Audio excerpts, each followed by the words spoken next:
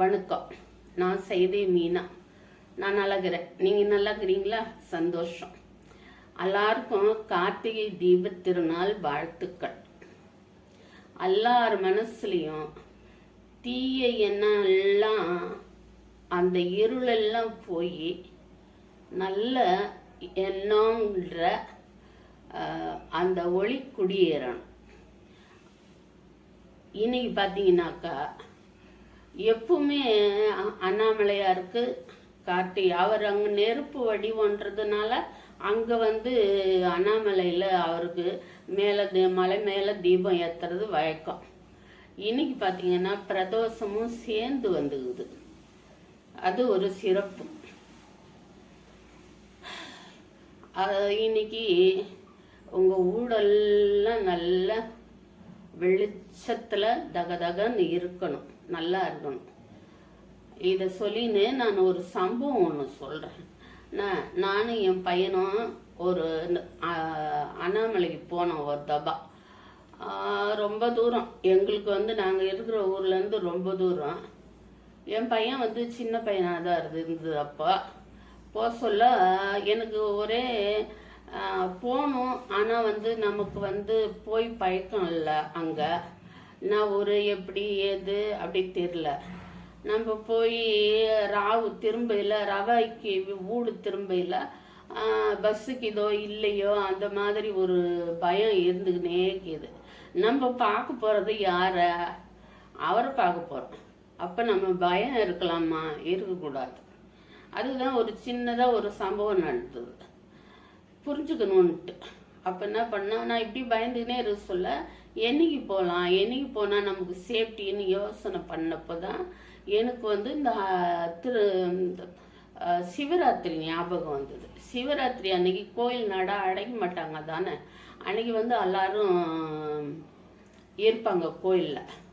அத்தொட்டு நான் என் பையனுக்கு கூட்டின்னு அந்த சிவராத்திரி அன்னைக்கு கிளம்பிட்டேன். காத்தாலே விடிங்காத்தாலே கிளம்பிட்டு ஒவ்வொரு ஊராக போய் திருவண்ணாமலை கிட்டக்க போகிற சமயம் நல்லா நைட்டு 12 மணி ஆயிடுச்சு, 1 மணி ஆயிடுச்சு. என்னடா இதில் போய் நம்ம எப்படி கோயிலை கண்டுபிடிக்கிறது? கோயிலை கண்டுபிடிச்சிடலாம், ஆனால் அதை தேடி நடந்து போகணுமேன்னு சொல்லிட்டு இருக்க சொல்ல நடு ரோட்டில் தான் இறக்கி விட்டாங்க. பஸ் ஸ்டாண்ட் இல்லை, அது கோயிலுக்கு போகிறதுக்காகவே இறக்கி விட்டுருக்குறாங்க. இறங்க சொல்ல எங்கள் கூடவே நிறைய பேர் இறங்கினாங்க. அப்பாலாம் எனக்கு நீங்களாம் எங்கே போகிறீங்கன்னு கேட்டால் கோயிலுக்கு போகிறோன்னாங்க. எனக்கு அப்பாடம் இருந்தது. அப்பாலாம் கோயிலுக்கு போனோம். பார்த்தா அவ்வளோ அழகாக இருந்தது. முதல்ல அதை சொல்லணும்ல, அவ்வளோ அழகாக இருந்தது. படம்லாம் வரைஞ்சி, எங்கே பார்த்தாலும் படம்லாம் வரைஞ்சி சுற்றிலும் விளக்கு வச்சு அம்மா பார்க்க கண் கொள்ளலை. அப்போல்லாம் இந்த போய் இதை திருவண்ணாமலையாரை பார்க்கறதுக்கு க்யூவில் நின்னோம். க்யூவான அம்மா கூட்டம். திடீர்னு பார்த்தா அந்த பக்கம் விடுறாங்கன்னாங்க, அங்கே ஓடணும். அப்புறம் பார்த்தா இந்த பக்கம் விடுறேன்னாங்க, அப்புறம் இந்த பக்கம் ஓடணும். சரி, எங்கேயுமே போவானா, ஒரே வரிசையில் நிற்கலாம், கொஞ்ச நேரம் ஆனாலும் பரவாயில்ல, அவர் தரிசனம் பண்ணிடலான்னு நின்றுட்டோம். எனக்கு பின்னாடி என் பையன் நின்றுச்சு. அவ்வளோதான் எனக்கு தெரியும். அதுக்கு பின்னாடி 2-3 இந்த இலை சுடுகஞ்சின்னு சொல்லுவாங்க ஒரு ஊரில், சொல்லானுங்க 3 நின்றுது பின்னாடி. நின்று இருந்திருக்கு எனக்கு தெரியாது. அவனுங்க என்ன பண்ணியிருக்கிறானுங்க, அப்படியே என் பையனை மேலே முதுகில் சாஞ்சு தள்ளி விட்டுருக்குறானுங்க. அப்போ நான் போய் அந்த பொண்ணுங்க மேலே விழுறேன். நான் பொம்பளை, அதனால சரியாயிடுச்சு. என் பையன் போய் விழுந்தா எப்படி இருக்கும்? என் பையன் திரும்பி ஒரே ஒரு வார்த்தை தான் சொல்லிச்சு, முன்னாடி லேடிஸ் இருக்கிறாங்க, தள்ளாதீங்க அப்படின்னு சொல்லிச்சு. அதோட அவனுங்க சைலண்ட் ஆகிட்டானுங்க. நாங்களும் பேசாத இருந்தோம். நீ ஒன்றும் இல்லை, சண்டெல்லாம் ஒன்றும் இல்லை. கோயிலுக்கு போன இடத்துல என்ன ஒரு வார்த்தை தான் சொல்லிச்சு, ப்ரோ முன்னாடி லேடிஸ் நிற்கிறாங்க, தள்ளாதீங்க ப்ரோ அப்படின்னு சொல்லிச்சு. என் பையன் 50 போகிறதில்ல. நம்ம பெத்த பிள்ளைய அப்படிதான் சொல்லுவோம். அது வந்து எனக்கு பின்னாடி நிற்கிது, அது என்ன செய்யும்? நான் சொல்லிச்சேன். அத்தோட சைலண்ட் ஆகிட்டானுங்க. அப்பாலைக்கே என்ன பண்ணால் கிரிவலம் போகலாமா அப்படின்னு கேட்டேன் நான். எல்லாரும் போய் வந்துட்டாங்க. 3 மணி ஆச்சு. 1 மணிக்கு கியூவில் நின்னா 3 மணி ஆச்சு அவர் தரிசனம் பண்ணுறதுக்கு. பல ரமணர் குகைக்கு போனால் இன்னும் ரொம்ப நாள் ஆச்சு, மறந்துச்சுன்னு. அப்போல்லாம் கிரிவலம் போகலாமான்னு கேட்டேன். சரி போகலாமான்னுச்சு. இந்த காலை வச்சு நீ எப்படி நடக்குதுன்னு சொல்லிட்டு அவர் தான் நடக்க வைப்பாருவான்னு சொல்லிட்டு அப்படியே நடந்துட்டோம். நடந்து போயினே இருக்கிறோம். கொஞ்சம் கொஞ்சம் ஆளுங்க வந்து உள்ளூர் ஆளுங்க போல இருக்குது, வந்து ஜாக்கிங் வருவாங்க போல இருக்குது. போய் ஒரு கடையிலலாம் என்னவோ டீ என்னவோ டீ, அது மூலிகை டீ என்னமோ குடித்தாங்க. நாங்களும் போய் குடிச்சிட்டோம். குடிச்சிட்டு நடக்க ஆரம்பித்தோம். நடந்துனே இருக்கிற ஒரு கால்வாசி தூரம் தான் கடந்திருப்போம். ஒரு இருட்டான ஒரு இடம் வந்தது. இருட்டான இடம் வந்த உடனே அங்கேருந்து ஒருத்தன் வேகமாக எங்கள் முன்னாடி வந்தான். பார்த்தா அந்த இருட்டில் அவனை ஒன்றுமே தெரியல, மூஞ்சி தெரியல, ஹெல்மெட் போட்டுக்கிறான், ஒரு பெரிய கோட்டு போட்டுக்கிறான், மழை கோட்டு. மழை கோட்டு இல்லை, மழைலாம் பெய்யல, அண்ணாத்துக்குன்னு தெரியல, பெரிய கோட்டு போட்டுன்னுக்குறான், கால் வரைக்கும் போட்டுன்னுக்குறான், ஒன்றுமே தெரியல, இருட்டாகுது. என்ன பண்ணான் எங்களாண்ட வந்து, டேய் நீ கொஞ்சம் தனியாக வா அப்படின்னு சொல்லி கூப்பிட்டான். என்னத்துக்கு தனியாக கூப்பிட்றான் அப்படின்னு சொல்லி ரோசனை ஓடிக்கினே கேள, டாய் வாடா கொஞ்சம் தனியாக அப்படின்னா. எனக்கு கிளி ஆயிடுச்சு.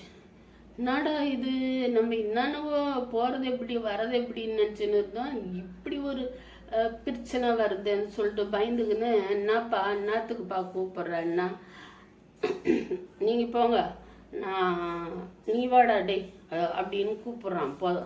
புதர் பக்கம் கையை காட்டி கூப்பிட்றான். என் பையன் பேசாததான் இருந்தது, நான் தான் பேசினேன்.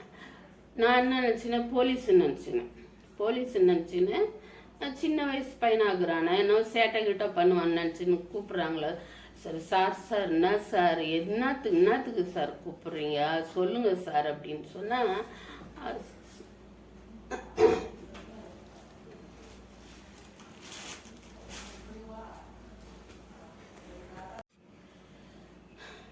என்னத்துக்கு சார் கூப்பிட்றீங்க அப்படின்னு சொல்லி கெஞ்சுறேன் நான். நீங்கள் போங்கம்மா, நீ வாடா அந்த பக்கம் அப்படின்னு சொல்லி கூப்பிட்றான். போலீஸ் என்னத்துக்கு புதறாண்ட கூப்பிடுது அப்படின்னு நினச்சின்னு நான் வந்து கொஞ்சம் இது போலீஸ் இல்லை, கொஞ்சம் வேற என்னவோ அப்படின்னுட்டு என்ன பண்ணுறேன், நானே தான் பேசுகிறேன். அந்த பையன் கட்சியில் என் பையன் சொல்லிச்சேம்மா நீங்கள் இருங்க நான் வரேன் அப்படின்னு. என்னத்துக்கு அப்படின்னு சொல்லி பிடிச்சி என் பையனை இழுத்துட்டேன். நான் தெரியாத ஊருக்கு போயிட்டு பிள்ளைய வந்து எவனோ கூப்பிட்றான்னு சொல்லி அனுப்பிட்டு நான் என்ன பண்ணுறது, எதுவுமே தெரியாது எனக்கு. நான் போய் இறங்குனதே நடுராத்திரி, எது எங்கே இருக்குது என்ன இடம் எங்கே இருக்குதுன்னு தெரியாது. யாராவது விடுவாங்களா பிள்ளைய கொண்டு போய் இருந்தா அவன் கூப்பிட்றான்னு சொல்லிட்டு விடுறதுக்கு அன்ட்டு. நீங்கள் யார் அப்படின்னு கேட்குறான் அவன். கேட்ட உடனே என் பையன் சொல்லிச்சான், அம்மா நீங்கள் இருங்கம்மா நான் போகிறேன் அப்படின்னு சொல்ல நான் பிடிச்சி இழுத்துனேன்னா, இழுத்த உடனே நீங்கள் யாருன்னு கேட்குறான். எப்பா தம்பி நாங்கள் ராமேஸ்வரத்துலேருந்து வந்துக்கிறோம், வந்து இவரை பார்க்கறதுக்காக வந்துக்கிறோம். நானும் என் பையனும் 2 பேரும் வந்துக்கிறோம்.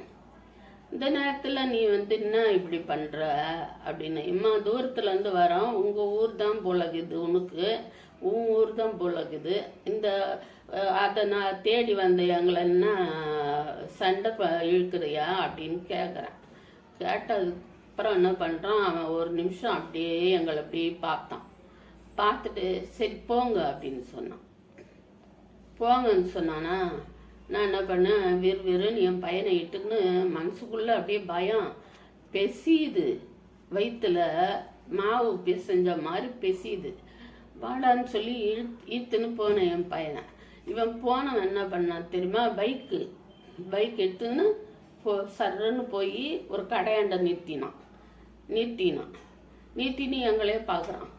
நான் என்ன பண்ணேன், பயந்த காரியம் ஆகாது, கெத்தாக இருக்கணும் சொல்லிட்டு அதை யார் அந்த இதை கொடுத்தான்னு தெரியல. அந்த நேரத்தில் அப்படியே அவன் கையை பிடிச்சின்னு, அவன் அண்ணாண்ட கடையாண்ட இருக்கிறானா, நம்ம இன்னாண்ட போகணும் இல்லாத நேராக அவன் நிற்கிறான்ல அந்த பக்கமாகவே ஓரமாகவே போகணும். அவன் நிற்கிற இடத்துக்கு பக்கமாகவே போகணும். சொல்ல நான் சொன்னேன் என் பையன்கிட்ட, சும்மா நாச்சுக்கோ உள்ளக்கன்னா கிளி போட்டு அப்படியே ஆட்டங்கானுது, பேஸ்மெண்ட்டு வீக் ஆயிடுச்சு. ஆனாக்கா என் பையனாட்ட சிரிச்சுக்கினே நான் என்னவோ சொல்கிற மாதிரி சொல்லி நடிச்சுக்கினேன். என் பையனை அவன் நிற்கிற இடத்துக்கு பக்கத்துலேயே இழுத்துன்னு போய் நேராக போனால் இவன் நின்றுனே இருந்தவன் பைக் எடுத்துன்னு அப்படி நேராக போட்டான். எங்கள் பக்கம் வரல, அந்த பக்கமாக அவன் வந்ததே அந்த பக்கமாக தான் வந்தான் போகிறதுக்கு. எங்களை பார்த்ததும் நிறுத்தி இவ்வளோ நடந்தது. நான் என்ன பண்ணேன், என்னானே புரியாத என்ன பண்ணேன், சரி வந்தோம் இந்த மாதிரி இருக்குது, இப்போ என்ன பண்ணுறது அப்படின்னு யோசனை பண்ணுறது. இப்போ அந்த என் பையன் சொல்லிச்சு, ஆமாம்மா அவன் யார் தெரியுமாம்மா, நமக்கு பின்னாடி நின்றுன்னு தள்ளி விட்டான்ல அவன்தான்.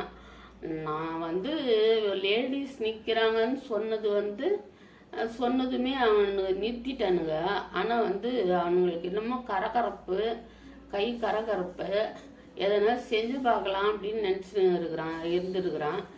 அதான் அவன் என்னைய புதராண்ட கூப்பிட்டான். அவன் கூட இருந்தானுங்கள அவன் தோஸ்துங்க, அவனுங்கெல்லாம் இருந்திருந்தா அன்னைக்கு கந்தலாக இருக்கும். ஆனால் அவனுங்களை வர விடாமல் பண்ணது யாருன்னு தெரியல. எல்லாரும் கூட்டானுங்க. மணி 3 ஆனதும் சாமி கும்பிட வந்த மாதிரி வந்துட்டு எல்லாரையும் இடிச்சு பார்த்துட்டு கூட்டானுங்க வீட்டுக்கு. இவன் மட்டும்தான் இருந்திருக்கிறான். அவனுங்களும் இருந்திருந்தானுங்கன்னா ஈத்துன்னு போயிருப்பானுங்க என் பையனை. இன்னும் நிலைமை ஆகும் சொல்லுங்க. அப்போ அழைக்கா நடந்து கொஞ்சம் தூரம்தான் போனேன்.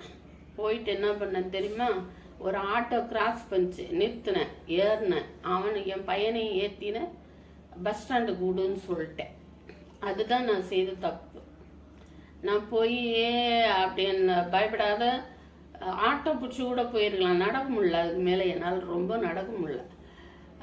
நான் இன்னும் கொஞ்சோண்டு தூரம் நினச்சின்னு கிரிவலம் போகலான்னு வந்தேன். ஆட்டோவில் கூட சிலர் போவாங்க. அப்போ ஆனால் கோயில் வாசலுக்கு போகாத, பஸ் ஸ்டாண்டு கூடுன்னு சொல்லிட்டேன். கோயிலுக்கு போயிருக்கணும். அப்போலைக்கு வெடிஞ்சிருக்கும், பொய்து வெடிஞ்சிருக்கும். நான் எதுன்னு சொல்லிட்டு எல்லாத்தையும் பார்த்துருக்கலாம். என் பையன் சொல்லுது, அம்மா தெரியாத ஊர், இன்னைக்கு தான் வந்திருக்குறான், எல்லாத்தையும் பொய்து விழிஞ்ச பிறகு எல்லாத்தையும் பார்க்கலாமே, நீ ஏமா இப்படி பஸ் ஸ்டாண்டுக்கு ஓடுற அப்படின்னு சொல்லுது என் பையன். சின்ன பையன்றதுனால என் நான் என் வார்த்தை மறுக்காத வந்துடுச்சு. அப்போல்லாம் பஸ் ஏறி ஊருக்கு வந்துட்டோம். இன்னும் கோயிலுக்கு போன இடத்துல அவரை கிரிவலம் திரும்ப ஒரு தரம் இன்னொரு தபா அவரை தரிசனம் பண்ணிட்டு கொஞ்சம் நேரம் இருந்துட்டு பொய்து வெடிஞ்சதும் அந்த ஊர் எப்படி என்ன அப்படிலாம் பார்த்துட்டு வர வேண்டியது. சோதனை அப்படி வந்துடுச்சு. ஆனாக்கா அவன் கூட அந்த 3 பேர் மற்றவனுங்கள்லாம் இல்லாத ஆக்குனது. அப்போலாம் என் பையனை கையப்பிடிச்சி இஸ்தவன் ஈத்தானா, திடீர்னு அப்படியே மனசு மாறி போனது. என்ன மனசு மாறுறது, நம்ம ஒண்டியாக தான் இருக்கிறோம், என்ன பண்ண முடியும் அப்படின்னு நினச்சானோ இல்லை எதுனா கையில் வச்சுருந்தா ஏற்றிட்டு போயிடலான்னு கூட நினச்சிருப்பான் அவன். என்ன இது எம்மா தூரம் ஒரு ஆசைப்பட்டு ஒரு ஊருக்கு ஒரு தெய்வத்தை தரிசனம் பண்ணுறதுக்கு போனால் இந்த மாதிரி காவாலி பசங்கள்லாம் அத்தை நடுவில் பூந்து குட்டையை குழப்பினா மாதிரி குழப்புதுங்க. இது நியாயமா? இவனுங்கெல்லாம் என்னத்துக்கு கோயிலுக்கு வரானுங்க? என் பையன் எனக்கு துணையாக கோயிலுக்கு வருது. இவனுங்கெல்லாம் என்னத்துக்கு கோயிலுக்கு வராங்க? வந்து கோயிலில் தள்ளி தள்ளி விட்டு லேடிஸ் மேலே நான் போய் ஊய்ந்ததுக்கு நான் போய் ஊய்ந்ததுக்கு பதிலாக்கா என் பையன் முன்னாடி நின்று அது விழுந்திருந்தா என்ன ஆயிருக்கும்? என்னடா பொம்பளைங்களை இடிக்கிறதுக்கே வரியான்னு கேட்பாங்கல்ல. இப்படி ஆயிடுச்சு. ஆனால் இதெல்லாம் ஒன்றும் இல்லை. எனக்கு அந்த தெய்வத்தை சுற்றி அவரை மறுபடி ஒரு தரிசிக்கிறதுக்கு முடியலன்றதை விட அவர் நான் சந்தேகப்பட்டேன். நான் எப்படி போகிறது, எப்படி வர்றது, அந்த மாதிரி யோசனை பண்ணேன் பார்த்தீங்களா? அதுதான் தப்பு. நம்ம தெய்வத்தை தேடி தான் போகிறோம். அங்கே அவர் காப்பாற்றுவார் நம்மளங்கிறது ஆன்ற எண்ணத்தோடு நான் போயிருக்கணும். கொஞ்சம் மனசில் கொஞ்சம் கிளியோட போனேன்னா அதுக்கேற்ற மாதிரி சம்பவம் நடந்துச்சு. அவரை சுற்றி இன்னொரு தபா தரிசனம் பண்ண முடியலையன்றதை தவிர அந்த இடத்துல எங்களை காப்பாற்றி அவனை போக வச்சது யார்? அவன் நினச்சிருந்தாக்க ஒரு ஃபோனை கூட போட்டு அவனுங்களை வர சொல்லியிருக்கலாம். என்ன அதெல்லாம் இல்லாத அவன் மனசை மாற்றி அவனை போக சொன்னது யார்? ஏன்னாக்கா அவன் போகிற ரூட்டை விட்டுட்டு முன்னாடிக்கா போய் நாங்கள் வர்றதை பார்த்துனே நின்றுன்னு இருக்கிறான் ஒரு கடையில். அப்படின்னா அவன் மனசில் இருக்குது எண்ணம், எதுனா சம்பவம் பண்ணலாம் அப்படின்னு சொல்லிட்டு. ஆனாக்கா அந்த அண்ணாமலையார் அவன் கூட ஆள் இல்லாத அவனை போட அப்படின்னு சொல்லி துரத்தி விட்டது மாதிரி தான் எனக்கு தோணுது. என்ன சொல்கிறீங்க? அந்த அண்ணாமலையாருக்கு ஒரு பெரிய நமஸ்காரம். போகிற எல்லாரும் எந்த எண்ணமும் இல்லாமல் சஞ்சலமும் இல்லாமல் நல்லபடியாக அந்த ஜோதியை தரிசனம் பண்ணிட்டு வர்றதுக்கு அந்த அண்ணாமலையார் துணையாக இருக்கணும். அவ்வளோதான். எப்போ யார் போனாலும் யாருக்கும் எந்த பிரச்சனையும் இல்லாத வர்றதுக்கு எங்களுக்கு துணை பண்ண மாதிரி எல்லாருக்கும் துணை பண்ணணும். நாங்கள் அவன் 3 பேர் 4 பேராக இருந்திருந்தா என்ன ஆகும்? அவனுங்களை அந்த ஆண்டை துரத்தி விட்டுட்டு இவனையும் போட நாய் அப்படின்ற மாதிரி துரத்தி விட்டது யார்? அந்த அண்ணாமலையார் தான். என்ன நான் பயந்ததுக்கு ஒரு சின்ன பயம் காட்டினார். அப்பால அவரே நல்லபடியாக முடிச்சு விட்டார். இன்னைக்கு நினச்சாலும் எனக்கு அப்படியே கிளியாக இருக்கும். இன்னைக்கு நினச்சாலும் கிளியாக இருக்கும். அப்படி ஒரு சம்பவம் அன்னைக்கு. சரி, சாயங்காலம் நல்லபடியாக விளக்கேற்றுங்க. அந்த முருகனையும் அண்ணாமலையாரையும் நினச்சி அரோகரா சொல்லுங்க. அப்போலைக்கு தீபம் ஏற்றி வச்சுட்டு ஒரு அந்த பெருமானை போய் பக்கத்தில் இருக்கிற கோவில்களில் போய் பிரதோஷம் அன்னைக்கு போய் தரிசனம் பண்ணிட்டு வாங்க. எல்லார் வீட்லேயும் சந்தோஷம் செல்வம்ன்ற வெளிச்சம் நிறையத்துக்கு நான் அந்த அண்ணாமலையாரையும் உண்ணாமலை அம்மாவையும் பிரார்த்தனை பண்ணுறேன். நன்றி, வணக்கம்.